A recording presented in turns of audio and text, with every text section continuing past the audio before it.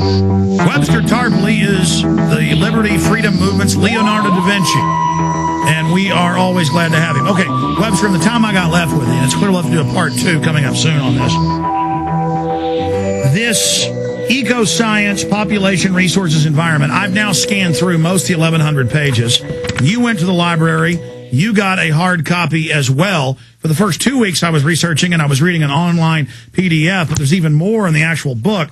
Forced sterilization of the population, CPS taking all children at birth by the end of it, raising them in dormitories, kind of the eugenics view they implemented in China under treaties, under State Department Memorandum 200, forced drugging of the population in the water, sterilizing the majority of the population, deciding who can breed, total control through an environmental eugenical tyranny. Now, I've read State Department memorandums in the Population Commission from the British, and I've read the 1996 United Nations Biological Diversity Assessment. Everything in this book is in all those documents in pieces. Club of Rome documents, Endgame covers a lot of that.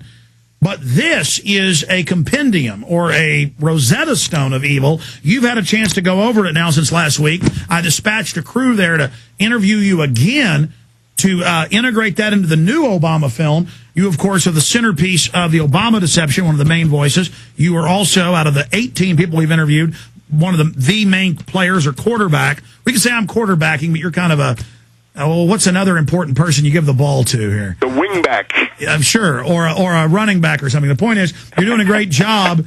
You're doing a great job in the Obama deception. But break this down, because were you as shocked by this blasphemous document as I was? And what's your view? Because to me, they've implemented much of what's in this book written by the White House science czar. How much time do we have on this, Alex? We have T-minus 25 minutes. Okay, wonderful. Well, first of all, I wasn't shocked. I had met some of these people at the United Nations Food Conference in Rome in November of 1974. So that means 35 years ago this year. And for actually just arguing with these people and putting out a few leaflets, I was officially thrown out of the United Nations Food Conference for disrupting it, even though the only thing I wanted to do was to point out that these people were charlatans. So this is the world of Paul Ehrlich, Rene Dumont, Barbara Ward, Rachel Carson.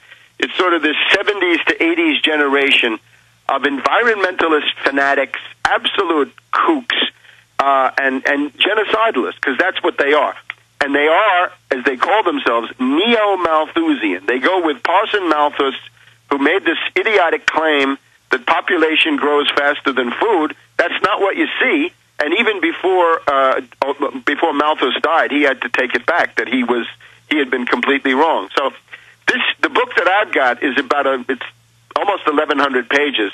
It's a compendium of all the lunacy that they had put together. I've got the edition from 1977, which I believe is the third edition. So it's written by Paul Ehrlich, Ann Ehrlich, and John P. Holdren. So yes, Paul that's Ehrlich, the one I have. We have it right here on TV for people right now. Okay, so Paul Ehrlich, Stanford University, his wife Ann, and then John P. Holdren. Let's get to Holdren in a minute, because John P. Holdren is the powerful official White House science and technology advisor, special assistant to the president. He presides over a big office in the new executive office building, a little bit separate from the White House compound. But he's over there. He's the head of the White House Science and Technology Office, and indeed chairs the White House Council on Science and Technology. It's a very important position. And the fact that we have to face is that a proponent of genocide now occupies this post. He is an absolute Malthusian fanatic. Of course, he's a pessimist, and I think you can call him a totalitarian liberal. This is usually applied to Keynes, but I call him a piranha-like control freak. I mean, no. I mean a psychopath, a psychopathic sadist, obsessive-compulsive, anal retentive nut job with delusions of grandeur now acting upon them. Well, yes, I think he qualifies for all that. Now, let me just give you his worldview when we get to some of the specific stuff. He starts with this Paul Ehrlich. Now, Ehrlich had written The Population Bomb in 1968, saying The world is going to be destroyed because there are too many people. Now, we know the oligarchy has been arguing that the world is overpopulated since about 1000 BC that we know of. Remember, they say that the reason for the Trojan War was that there were too many people, too many humans pressing down on the breast of Mother Earth. So therefore, you had to have 10 years of war, which killed everybody off. It is the eternal point of view of the oligarchy, and especially this finance oligarchy that we have today. So it's also worth noting that Ehrlich is a total crackpot and charlatan. He says there's a population bomb. Well, what do you see today, right, 40 years later? The population in Europe is falling. The population in Japan is falling. Population in Russia is falling. Population in the U.S. would be falling if it weren't for immigration. And then you look at the yeah, he said there'd be 12 billion right now. We'd all be starving to death. Instead, it's 6.8 billion, and the population is now planing right. It's leveling off. And the West is dying. The West is dying. The West is precisely dying. Dying of pessimism. Dying from cultural pessimism. Dying of these people running things. A lack of the human spirit. A lack of creativity. A lack of life force. These people detest everything good and wholesome that the species is. Yeah, they are nihilistic criminals. Go ahead. In this book, this is expressed by Holdren, and when I say Holdren now, I mean Ehrlich, and Holdren.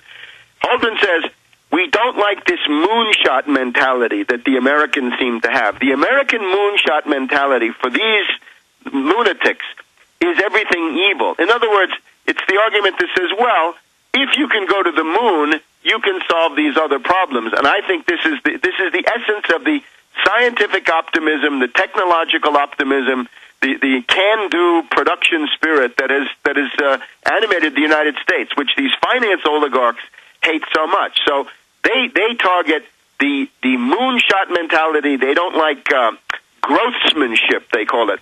They call the idea that you can produce your way out of a crisis, they call cornucopianism, that you believe in an internal cornucopia. But let's get down to it.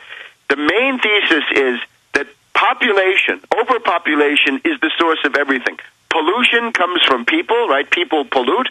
That's the argument by Ehrlich in the population. And that's why they list carbon dioxide that we put off 2.5 pounds of a day as deadly poison, even though plants breathe it, to make us bad. Club of Rome admit, I'm sure you've seen the document written in 92, that they picked that to make it about us being bad, to make us internalize we're bad, so the state can direct a war against humanity.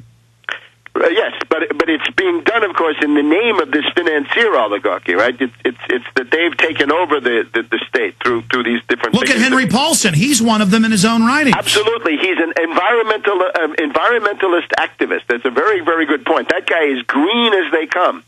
So you see the financier and the green go together. Now, Ehrlich, therefore, is completely discredited. So all the problems come from population. Now. Sometimes when you do biography, you look at the women. The women in somebody's life are often the key to what they really think. We see this with Obama. But in the case of John P. Holdren, his wife, Cheryl Holdren, is a researcher in her own right. And I have another book by Holdren, edited by Holdren and Ehrlich, which is called the Cassandra Conference. It's from the end of the Reagan era, about 1988. In the Cassandra Conference, which is it's like a symposium, and they put together articles, Cheryl Holdren has an essay where she praises to the skies Rachel Carson. All right, Rachel Carson, Silent Spring, 1962. This is the idea that DDT is going to kill all the animal life and plant life, the birds and the insects of the world, and therefore DDT has to be banned.